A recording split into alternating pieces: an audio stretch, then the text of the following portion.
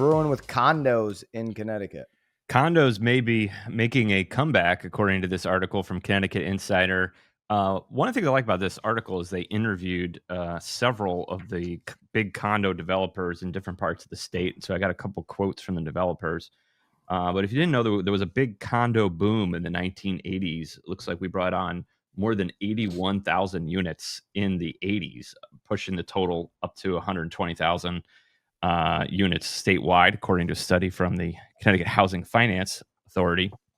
But a lot of those houses, condos built in the 80s, are in need of repair and updating, and so we've seen a lot of apartment buildings being built. And if you drive around Connecticut, you see them being constructed, and those are mostly rentals. But the difference here is with a condo, instead of renting it out and getting rental income from tenants, if a developer builds a condo, they can basically sell those units, get their money back right away. They don't have to pay interest on the money that they borrowed. So we're seeing an increase in condo developments, 50 new developments in the last 2 years, the article said. So, some of the developers are starting to see a shift. I think when COVID happened, we had high rents and a really strong demand for rental units, not enough housing available. And that's kind of pushed rental costs up. And so we're starting to see a little bit of a swing in the other direction. Mortgage rates have come down, almost 2% from their 2023 highs. So lower interest rates makes it more attractive for developers to build condos rather than apartments. So here's a quote from a developer named Gilchrist and partner David Earp from the Southbury-based EG Homes. He said, "I'm not an economist, but I would say that at some point we're going to be overbuilt on apartments. We've gone through a period of time where the affordability and attainability of housing has been difficult. The current climate is starting to trend back towards home ownership."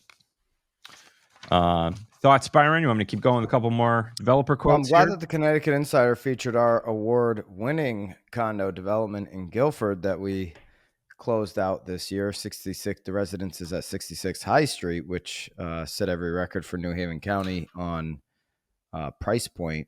So it was nice. It was nice to see that they featured that. They did.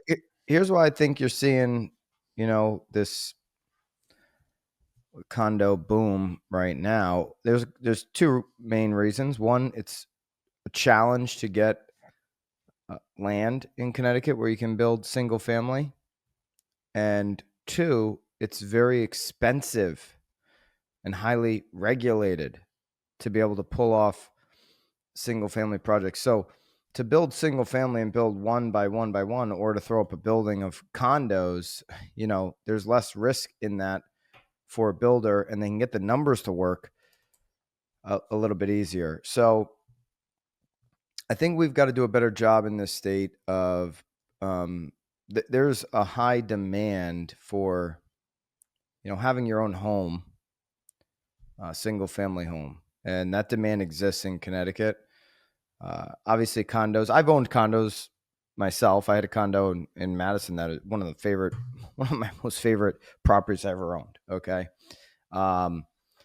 But there's a huge demand for single family homes, and we've got to figure out how to create more single family homes in this state. But any building that you can bring online that's for purchase in Connecticut is a good thing, because we've historically really not brought enough units on at all. All right.